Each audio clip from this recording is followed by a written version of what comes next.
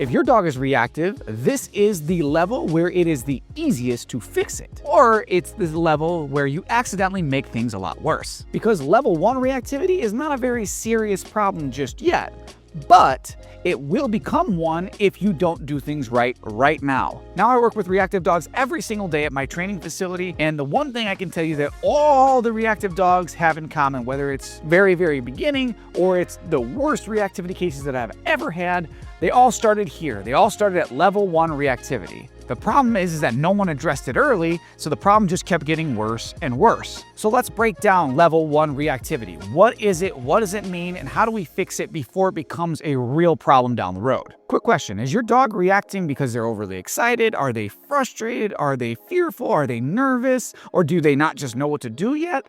Or is it more intense than that? Let me know in the comments. So what is level 1 reactivity? Well, these are your puppies, these are your young dogs, these are your dogs that have done no training, and these are your dogs with no structure. These dogs might bark at other dogs, they might pull towards people, they might react to new things, they might just get overly excited by everything. But the key is that these behaviors are not deeply rooted yet. These behaviors usually come from 3 problems. Number 1, a lack of communication, or clear communication for sure. Number 2, a lack of expectations, good and bad. These dogs have no idea what's good or bad just yet. And number 3, a lack of follow-through. The owner doesn't follow through when they do good or bad. At this stage, most likely your dog isn't really ignoring you. They just don't have any idea what the rules are yet. Now, the biggest mistake at level 1 reactivity is the owners don't take it very seriously. They usually ignore their dog's reactivity, they laugh it off, they think the dog's gonna grow out of it, or they try to manage it and navigate around it instead of just nipping it in the bud right away. Or they go in the opposite direction, they just toss treats at it, hoping that that's gonna solve it, or they over-soothe and they talk, oh, no, it's okay, buddy, stop barking. No, none of that stuff's gonna work. All that's gonna do is let the dog rehearse the behavior over and over again, and that's when they're gonna get really good at it. Because every time your dog reacts, that's a rep. And reps build habits. And before you know it, level 1 reactivity becomes level 2 reactivity because you've allowed it. And level 2 is significantly harder to fix than level 1. My next video will be talking about level 2 reactivity, so stick around, subscribe if you want to hear more about that level. Okay, great, I understand level 1 reactivity. Now, how do I stop level 1 reactivity before it becomes level 2 reactivity? Well, I'm going to tell you 5 steps that you need to know to do just that. Step 1, create distance and set your dog up to win. Guys, this is huge. Do not train in chaos and don't start too close. You're just going to set your dog up to fail. So if your dog is barking, lunging, whining, spinning on the leash, you are too close. Back it up, create some space, get to the point where your dog can see the trigger and still think and not lose their mind. That's where you start. Step 1. Step 2, mark and reward neutrality. Now this is even more important because most people accidentally reward excitement. For example, a dog sees another dog, they get excited, they pull to the other dog, so you move closer or you let them get to the other dog in the worst case. Or the dog gets excited, so you start talking to him. It's okay, baby, don't bark, don't worry. So you're adding more excitement. In each one of those scenarios, you're accidentally rewarding the wrong thing. Instead, you want to reward calmness. You want to reward neutrality. So your dog looks at a trigger and then disengages, mark and reward. Yes, good job. Or best case scenario, your dog looks at a trigger, instead of reacting, they look back at you, mark and reward. Yes, good boy, good girl. This way you're teaching that they can look at things and they can get rewarded instead of reacting. So let me know, right now when your dog sees a trigger, do they check in with you at all, or is it like you don't exist? Let me know in the comments and I can give you a couple tips. Step 3, interrupt early, not late. Please, please, please do not wait for the explosion. Reactivity always starts way before the barking and the lunging and the spinning on the leash. It usually starts with staring or fixating or tightening up of the body, or a good sign in most cases is when they start to completely ignore you. That's your moment. That's when you want to interrupt that behavioral pattern, not when it goes to the extreme. You can do this in a variety of ways. You can use leash pressure. You can give a little tug on the leash, a little correction. You can use your marker words.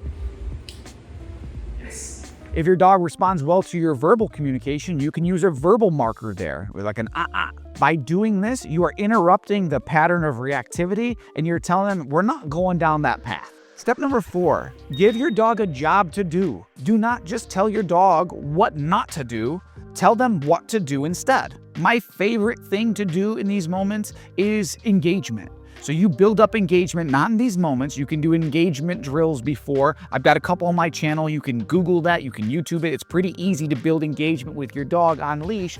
You practice that at home first. And then what I would look for in these moments, instead of reacting, you look back at me, mark and reward. Yes, good boy, good girl. Again, this is only going to work if you follow step 1 and you're at a distance where your dog can see its trigger and not lose their mind. If you are following all these steps accordingly, you'll notice your dog gets pretty good at this pretty quickly. And these are level 1 dogs. They do really well with this structure because their habit is not deeply rooted yet. So you'll notice, again, your dog will start doing really well. They'll start to look at their trigger and look to you. Look at their trigger, look to you. Look at their trigger, look to you. And they're getting rewarded for this process. You'll notice that you can start closing that gap in terms of distance really quickly because your dog's learning the expectation of what they're supposed to do when they see their trigger. You're replacing reaction with direction. What should I do instead? That is the key. I respond to every single comment. So if you have any questions about your dog, in particular with reactivity, level 1 reactivity, or anything else, give me a comment below and I'm happy to help you. And step 5, you probably guessed it, be consistent. This is where every dog owner struggles. Your dog thrives on consistency. Your dog sucks in the gray area. Dogs are black and white. Don't let them be confused. Dog owners will do it right. Sometimes you'll follow exactly that pattern.